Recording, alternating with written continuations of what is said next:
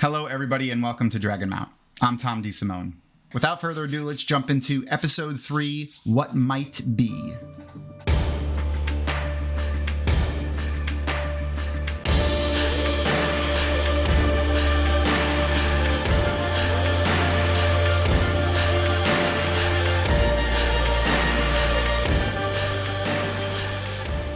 In these longer form reviews, I'm taking a little bit deeper of a dive into the parts from the episode, and they're going to have pretty much full book spoilers in them. If you haven't read the books and don't want to be spoiled, or know someone who hasn't and doesn't want to be spoiled, I'm also going to be recording simultaneously a version that we're going to call the Too Long Didn't Read version of these reviews or hot takes or just feelings on each episode. So you can send that to them if you enjoy, our content and want to, maybe boost their interest in the show, or just for funsies. Those Too Long Didn't Read versions will be 100% book spoiler free. And I'm watching these concurrently. So this series of the first 3 episodes, I'm going to watch back to back to back so that I can record my thoughts as I watch them without having watched the next one. So I'm up to episode 3 now. If you go back and watch the other 2 episodes, you'll see I'm probably going to be wrong by about a great many things, as I usually am. But I think it's more fun this way, going through it piece by piece with everybody. In the future, our longer form videos will be our Monday rewatches, and I still will record the Too Long Didn't Read versions as well. Okay, now that that's out of the way, I want to say thank you to our sponsor, Tor Books, and all of you fantastic people that support us on Patreon. Our Patreon has been a little lackluster for the past couple of years, only because we haven't updated it very much. The content that's on there is still great if you haven't seen it, and we've started adding new, and we have plans to expand and do a lot of fun stuff on there. The first bit of new stuff that's on there that we're going to see a lot more of are the full interviews that we get to do on this show. So it's not just interviews that I've done, but interviews all of the Dragonmount staff has done. So the ones that are up there right now are from when Kathy did the press junket just before the SAG, AFTRA, and WGA strike, and she got a chance to talk to a bunch of the cast and crew members. So we have a version of that that's currently on our YouTube page, but if you're a Patreon, you get to see the full videos on there. So we're going to be at least doing that with all of our interviews and a whole lot more. Every dollar helps. It helps us buy new technology. It helps us upgrade server space, stuff like that. All right, without further ado, let's jump into Episode 3, What Might Be.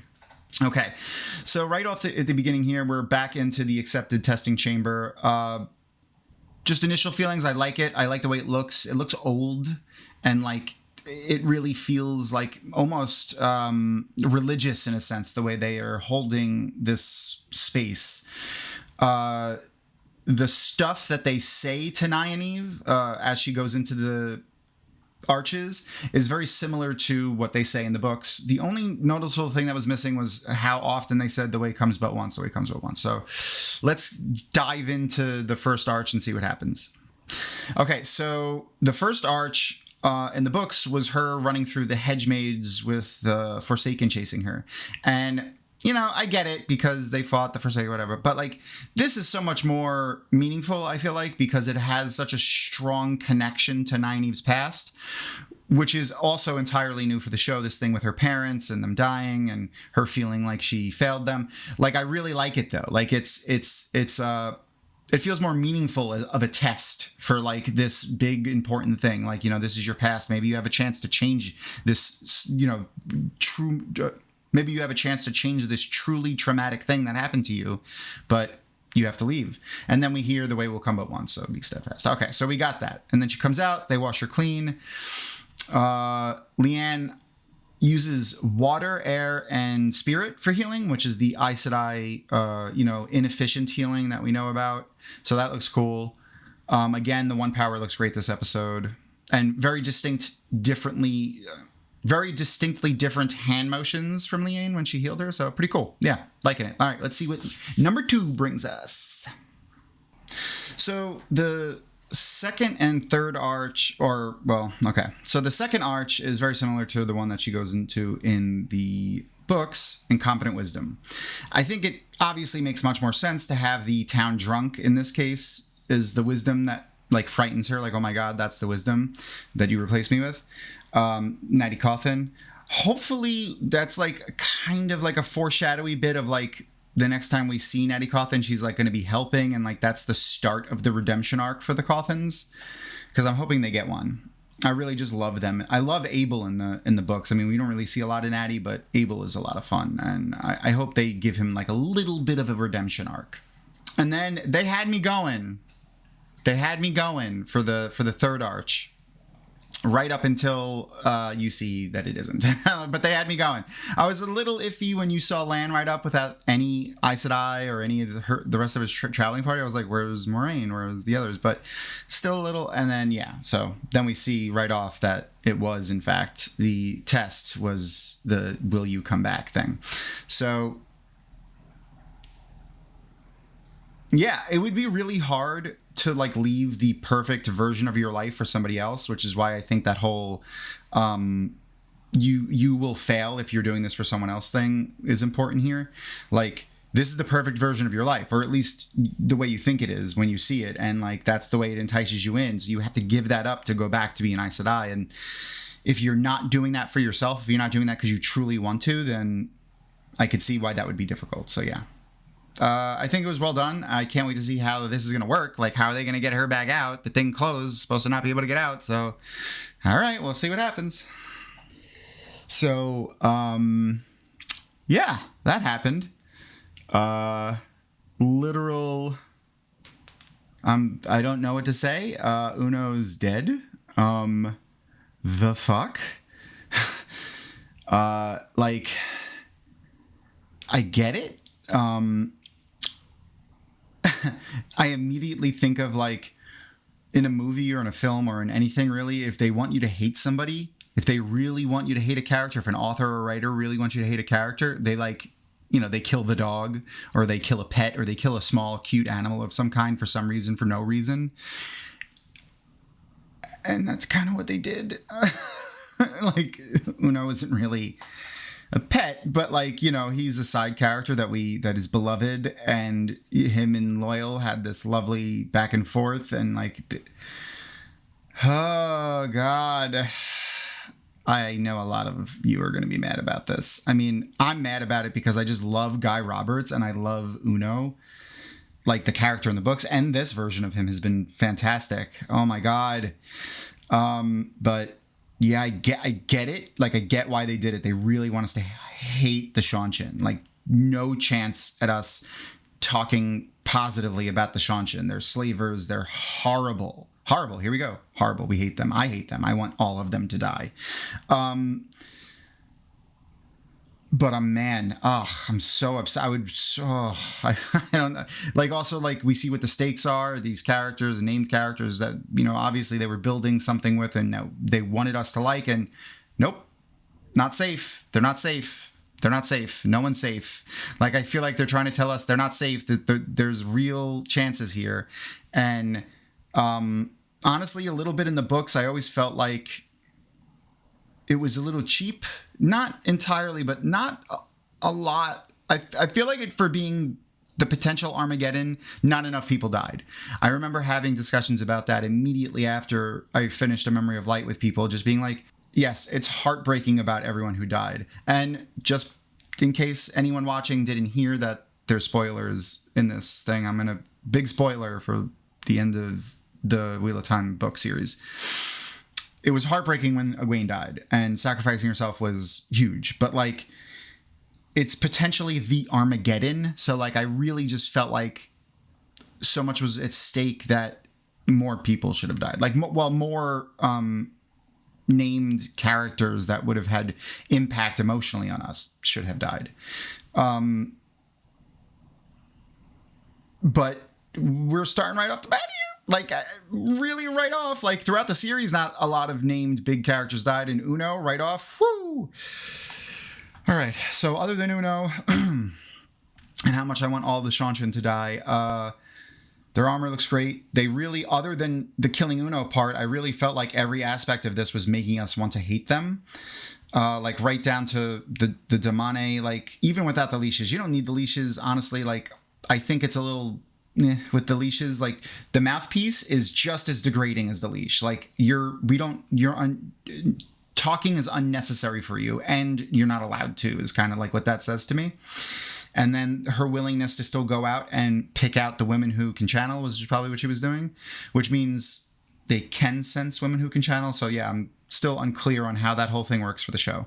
But yeah, every aspect of the way they shot it, the way they spoke, everything, just hate the Seanchan. And I do. I hate them. I want them to die. They look gorgeous and their armor is pretty cool, but I hate them. Want them all to die. Yeah. Kill them. Kill them now. Except for, the Damane and like the slaves, like free them, obviously. Well, the ones that can be freed, I'm sure, as we see in the books and in real world, Stockholm Syndrome is a real thing. So like, I wonder what they'll call it in here. Seanchan Syndrome? All right, well, free them and kill the rest of the Seanchan. Seriously, all of them.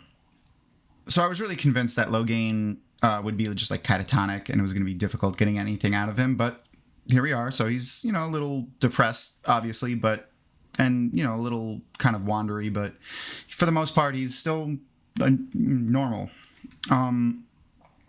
I'm glad that they left the laugh in. Like in the books, it was a real thing. Like he laughed. But in the show, we weren't sure if it was Matt's madness from the dagger. Or maybe Rand is starting to get a little from Saidin. But now confirmation, it was real. It wasn't imaginative. So interesting. The next part, though, so the whole seeing Tavarin thing is probably not going to be a thing. But he says he could see the glow around him with others like him or others who can channel. And his was the brightest he'd ever seen. Which means he's seen others. So, like, how many others? Like, what's up with that? I am interested here. I'm interested. My intrigue is piqued. And then we jump to the Oath for the Horn. So, like, there it is. We weren't sure if they were going to call the Great Hunt, and they did. It's interesting that they brand everybody to, like, as a way to be like, nope, that's a real hunter. Because, like, I always thought it interesting, like, anyone could just be like, no, I'm a hunter for the horn, like, whenever they want. And this Gleeman has a patchwork cloak. I'm sure Thom does, too. Everyone was upset about that, but I'm sure Thom does, too. He always, like, would change his ensemble, the things that he sung, the stories that he told, what he wore, the instruments that he played, depending on where he was. Like, if he was in a rundown, crappy bar, like Breen Springs, he probably wouldn't have wore his big fanfare cloak. Like, he had his jacket with the patches in it, but, like, why do the whole thing? You're not going to speak in high chant to a group of miners, So I get it.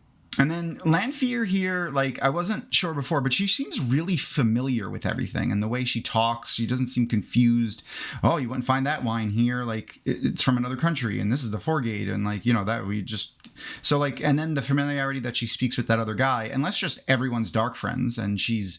we know she's super smart, but, like, there's such a deep familiarity in the way she's speaking. I wonder how long she's been out. Like, how long has she been released that she's this familiar with stuff? Because we know it's only been between, like 4 and 6 months from what we've seen so far. But, like, it could be longer. Or, like, maybe, they uploaded her, like, from the Matrix. I don't know. Maybe there's a weave for that the Forsaken know. I guess Ishmael could have given her the rundown. But, yeah, we'll see. Damn, Sheriam?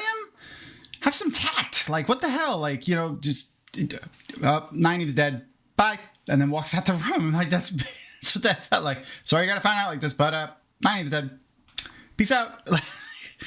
Shit. Anyway, so yeah, now we get to see like a little bit of Elaine, touch. Oh, she knows what's going on. She's been educated, stuff like that. And then we jump to Leandrin. I was really not sold on the whole Matt might be a dark friend thing at all, but this way Leandrin is like working him really makes me think they might be going that way, or at least trying to trick us into thinking they're going that way. Like, she's trying to set up this whole you're alone thing, like your friends don't care about you, they don't like you, and blah blah blah blah. So, like, that's the type of person that the shadow preys on, like cults too. So, like, she really seems like she's playing that up with him, and I could see it now. I still don't think they're going to do that, but that with Min's viewing, maybe. And then this last little conversation here with Leandrin and Egwene as she gets rid of the ring. First, damn Kate Fleetwood, damn, like she's got some range. Like, you know, she was mainly just like this stern, angry, I hesitate to use the B word, but you know, that's how she seemed in season 1. Then we get like a real good range here. She's crying with her son, and like this anger like that she displays here. It's pretty cool. Like, damn, like I knew she could act, but like I was a little scared when Leandrin started, you know, with that, you know, I might throw Egwene off the tower thing. And then that face that she made right as Egwene was walking out was like, it made me feel like, she might be a decent replacement for Nynaeve. Like, that's kind of what that felt like there. Okay, so this party in Cairhien, pretty awesome. There's a lot here. So, like, first of all, the architecture of the room is gorgeous. Like, I can only imagine how much work went into that. But also, like, perfectly encapsulates Cairhien, like, is, like, decadence and stuff like that. And very... political in nature. I mean, she even says it later, but like, I think it really captures it well. And then in the books, I know Cairhien is like, I think it's 16th or 18th century France is what it's kind of modeled after, like the clothing and like the architecture and stuff like that. But there's like Japanese thrown into this too. I don't remember if that is the same from the books or not, like if that's the amalgam in Cairhien. Someone let me know in the comments, but you could see that here for sure. Like there's traditional which looks like French type, you know, Victorian maybe clothing with traditional Japanese style hair, or vice versa, or a mixture in the two. Like I saw even like one woman's hair was like the big poofy like things like from Victorian times, but also with like the weird foldy bit in the back and the hair pins in it that looked very Japanese. So it was really beautiful looking and like really cool. It must have been interesting for the hair and makeup person to like create. You know, they were like French 18th century and traditional Japanese put it together. Like that's like an interesting thing for someone to have to do. So I liked it. I liked it a lot. I had wondered if we would hear the name Demandred in there, or well, Domadrid, you know, Maureen's name, to see if we got it. But I'm pretty sure Avanier is one of Maureen's sisters. And again, not 100% sure. I'm 99% sure. Her sisters were both older than her. So depending on timing here, they're either changing that or that is, you know, Maureen's not that old. So we'll see.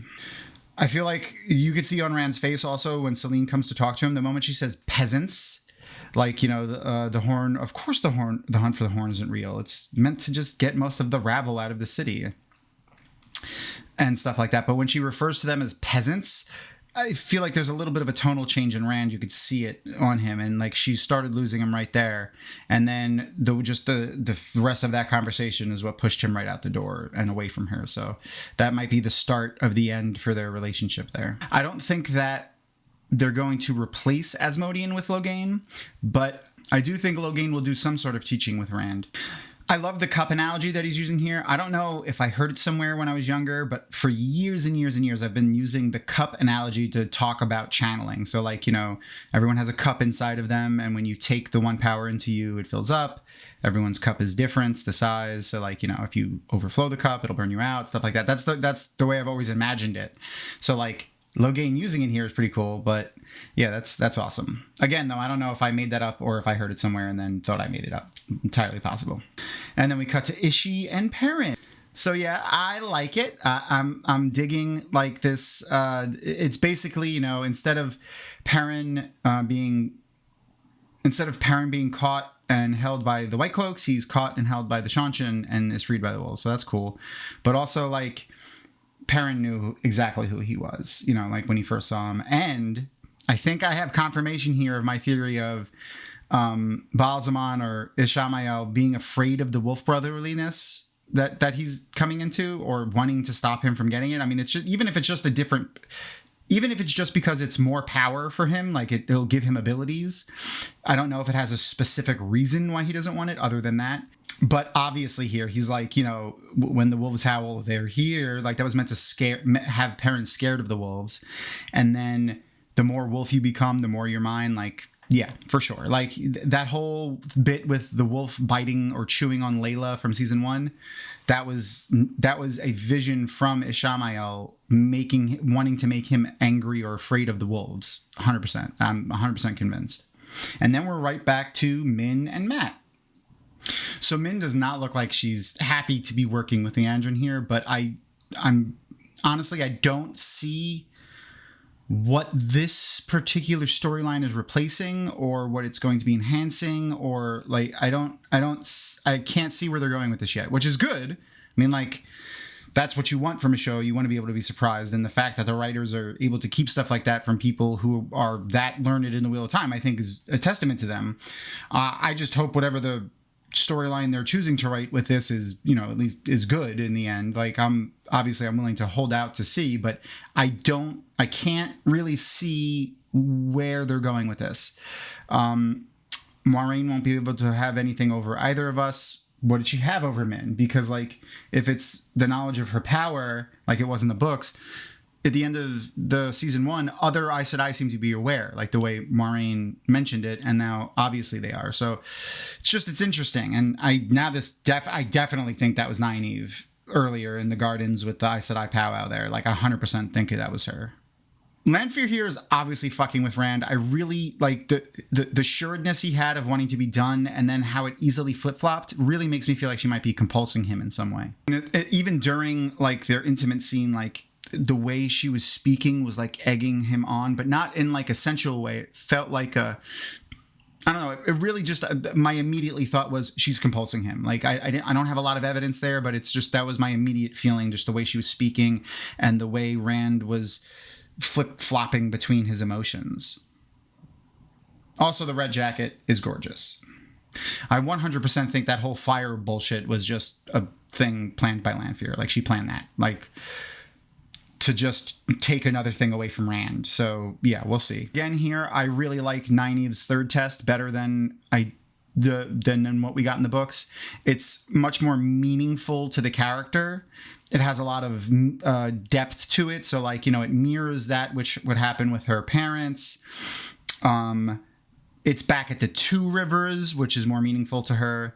It's been a few years, obviously. I don't know if, like, being in the Arches slows down or speeds up time. So, like, did she actually live those few years to have her daughter be this age? Or was it like a time jump? Like, you know, she left Tar Valon with Lan, and then all of a sudden, like, you know, for her brain, it was then. The way came again, like it did in the books, and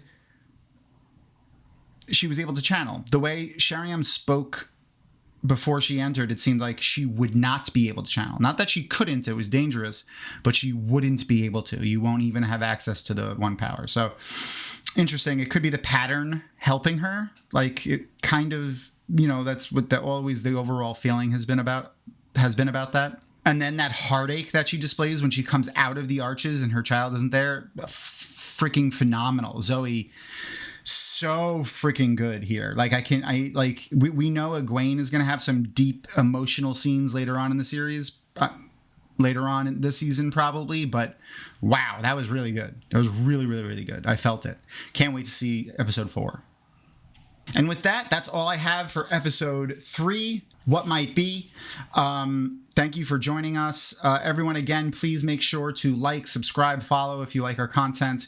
We want to know what you want to see. If what you don't like, what you like, let us know in the comments. Make sure to go follow us over on Twitch at Dragonmount.com, where we do all of our watch parties and we do some gaming as well.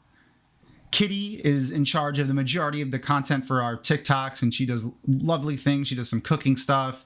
She does up to some shenanigans with her cosplays, and she's just fantastic. She's one of my favorite people. Thank you so much, and may you always find water and shade on the slopes of Dragonmount. Peace. And that's our show. Thank you so much for watching. And as always, please subscribe, hit the like button, give us a thumbs up, or leave us a comment. We love comments, especially positive ones. And if you have any friends that are interested in the Wheel of Time, please share some of our videos with them. And as always, a huge thank you to our sponsor, Tor Books, as well as our amazing Patreon community.